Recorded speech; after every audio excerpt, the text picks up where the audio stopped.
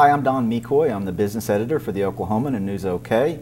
I'm joined here today by Paul Monies. He's our one of our energy reporters, covers utilities, and this week you're writing about an upcoming rate case involving OG&E, who's spent a lot of time in front of the Corporation Commission recently.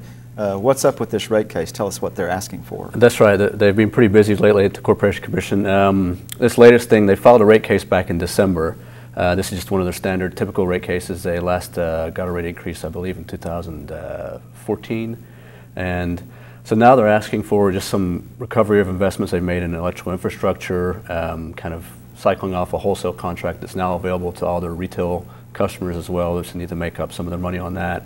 And so they're asking for $92.5 million in rate increases, and that'll be spread across all the customers. They've got about 820,000 customers in Oklahoma. And so for the standard residential customer, that's about $7 extra a month that they're looking at if they get that whole increase granted by the commission. Now, because of low natural gas prices, OG&E has said that they've already passed along lower natural gas prices to their customers, which are already receiving a bill reduction. So the net bill effect, if this increase was granted by rates, would be about $1 a month more for most customers, is what they're looking at. But one of the things that you were telling me about earlier was that OG&E is actually changing the structure of the way they do their billing. That's right. They want to do. That's right. They proposed quite a different way of configuring their bills in this case, which has drawn quite a decent amount of opposition from various parties in the case. Right now, your standard typical residential bill has got two parts. Basically, you've got a monthly residential kind of customer charge just for connecting to the grid. And then you've got kind of that variable part that's based on your consumption of electricity. OG&E says with all the smart meters they've installed on everybody's houses, everybody's a lot more in tune now with their usage and can control a little better. And so they're proposing basically a three-part customer bill for most residential customers. And so that would be the standard customer charge, and then they'd add on what they call a demand charge, which would take your top peak usage during a month and kind of base a cost based on that. And that would be $2.75 per kilowatt of demand.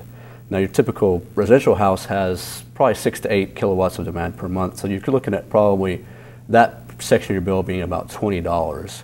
And then in addition to that, OG&E is asking the commission to approve a doubling basically of its standard connection charge from about $13 to $26. So you pay that before you use any electricity? That's right, yeah, that standard customer charge. And so that's kind of gotten the attention of several consumer groups, including the Attorney General's office, which represents ratepayers in these cases.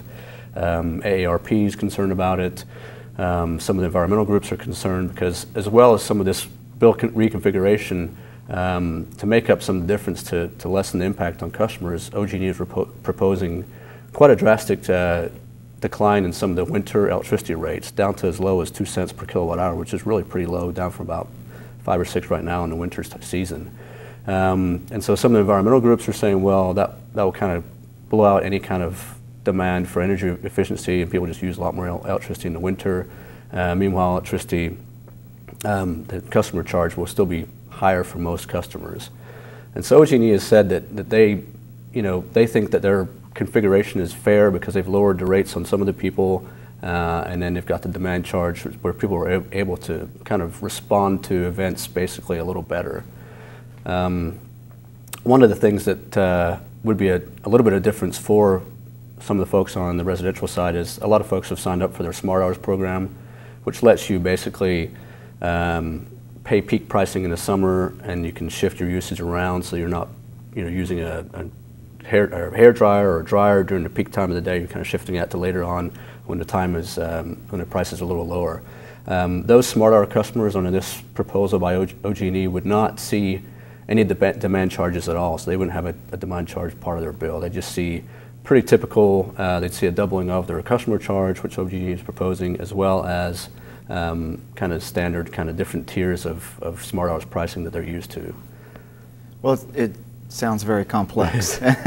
and so I'm guessing that we're not going to get a decision on this anytime really soon. Yeah, I think the Corporation Commission the hearing starts on Tuesday next week, and they've scheduled several weeks for the testimony.